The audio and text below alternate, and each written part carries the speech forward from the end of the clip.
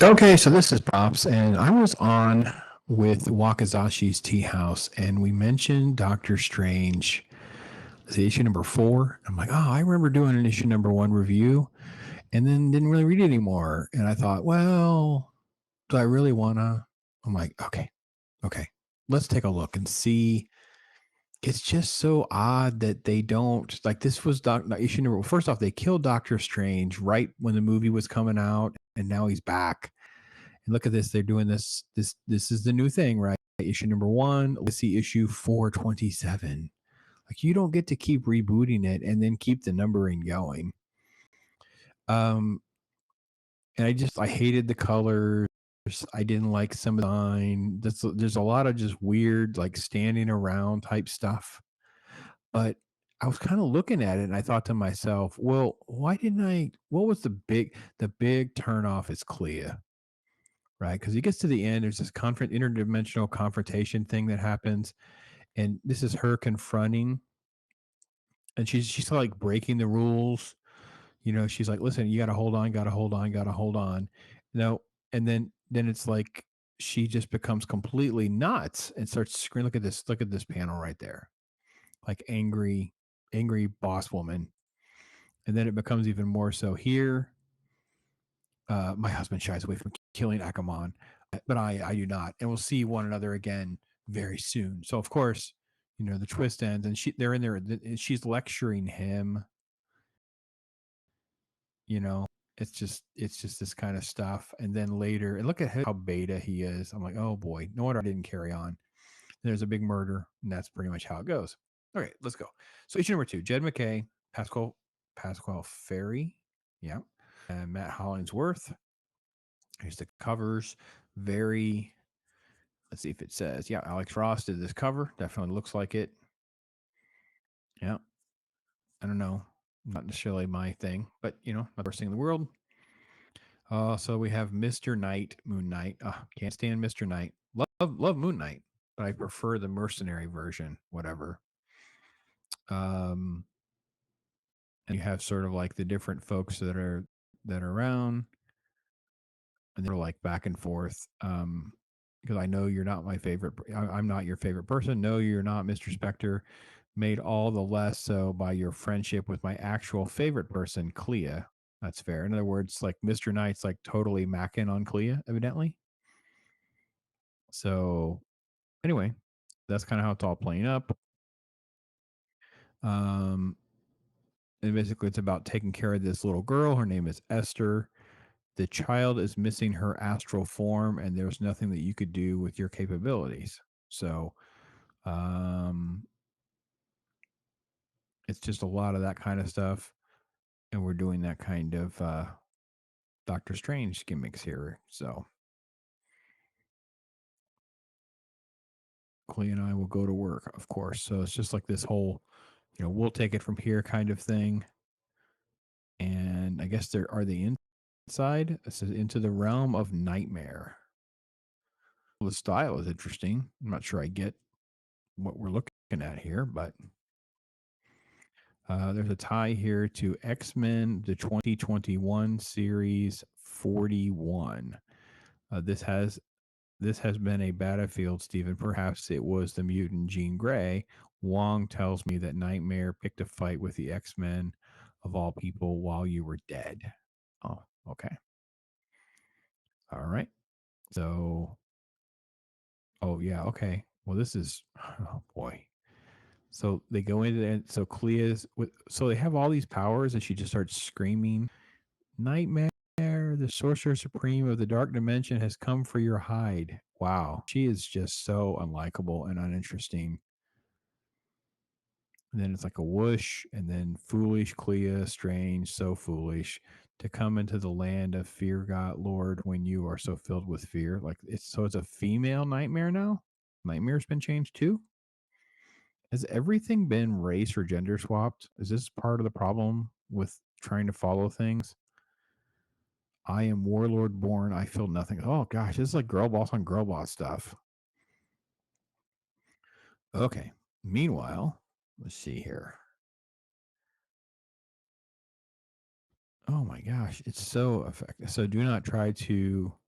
Stephen Strange. There's nothing you can do. Nothing such a weak and ineffectual old man can do. So they're just attacking him. Spells, whatever. He's just completely irrelevant and useless. And they're fighting, I guess. Oh my gosh. So okay. So they're fighting and they switch. So Doctor Strange is saying, "My wife is no monster," and she is saying, "My husband is no dotard." Oh my gosh, this is so terrible. This is this generic tripe, you know, alpha feminism stuff that they try to do, and it's just so uninteresting. It's been a nightmare. Hopefully, exactly what he deserves. So I guess they turn them into these blobs or whatever. Nightmare. Oh, there's the real nightmare. Hey, I recognize this nightmare. All sorts of stuff.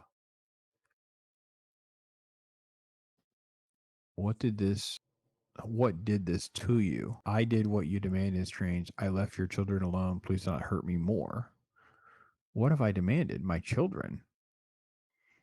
What in all the hell's going on? The child nightmare released her astral soul. So they have the astral soul here, but they think he did something. So now, I got some sort of weird thing going on here.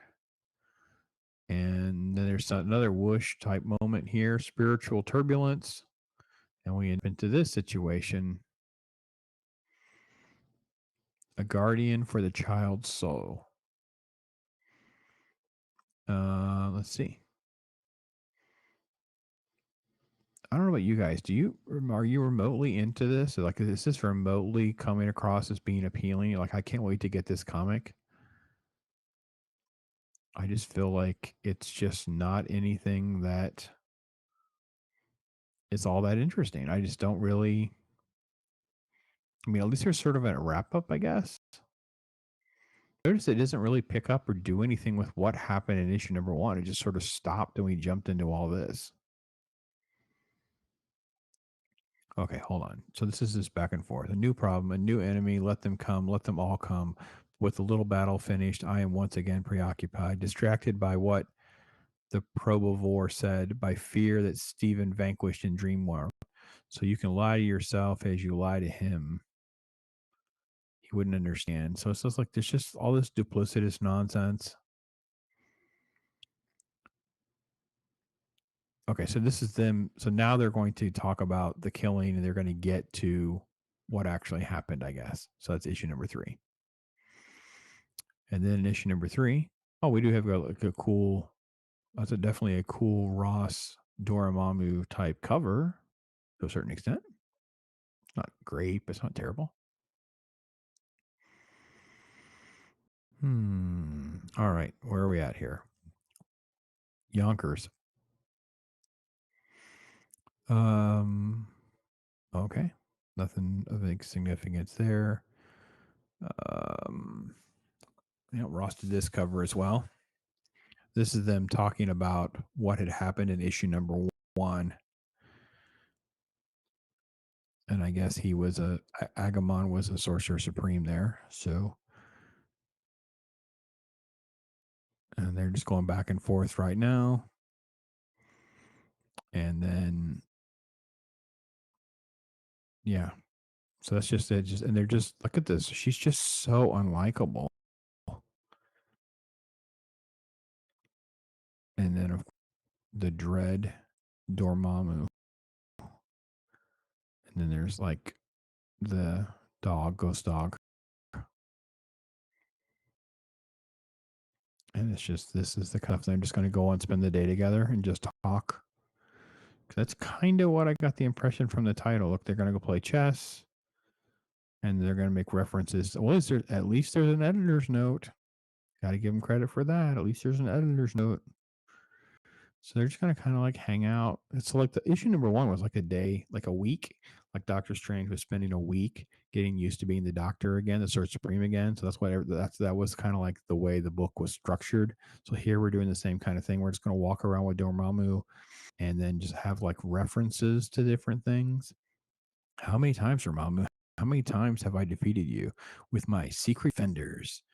This was Doctor Strange, Sorcerer Supreme number 50. Who is DS? Let me go back up top. Who is the editor? Who is DS?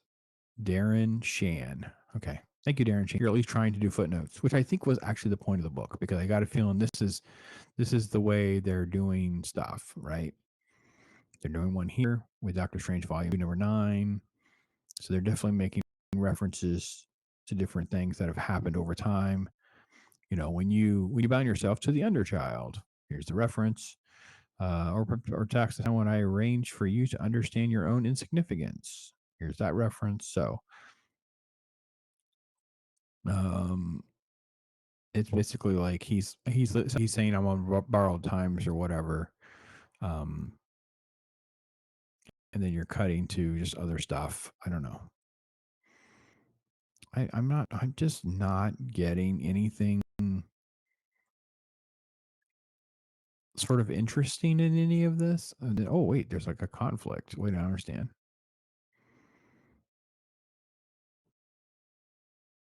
Okay, hold on.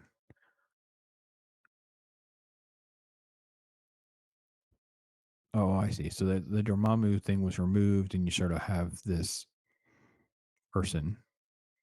Okay, whatever. I'm not going to read number 4. I'm good. I don't know about you guys. I just don't. I'm just not finding anything interesting in there to make me really kind of want to engage. I definitely happy I'm not dropping what 3, 4, $5 on these books. That's completely crazy. The concept of like superhero comic books seems to kind of be absent from these current issues. Like the concept of like conflict and heroism and villains and things that are very interesting or dynamic. Instead, it's a lot of these. It's kind of like what we see with some of the shows, right? A lot of walking, talking. We saw with the Spider-Man book. What issue was that? The new one, the Spider-Man India. There's like 2 or 3 different moments where they're talking about food. People are just standing around, and you're like, oh, I want things to happen. I want to escape into an adventure or a journey of some kind. It's not happening for me. So I know there's an issue number 4. I'm not going. I'm good. I'm good. So anyway, sorry guys. Maybe that kind of let you down, but that's my sort of reaction and slash commentary on Doctor Strange 2 and 3.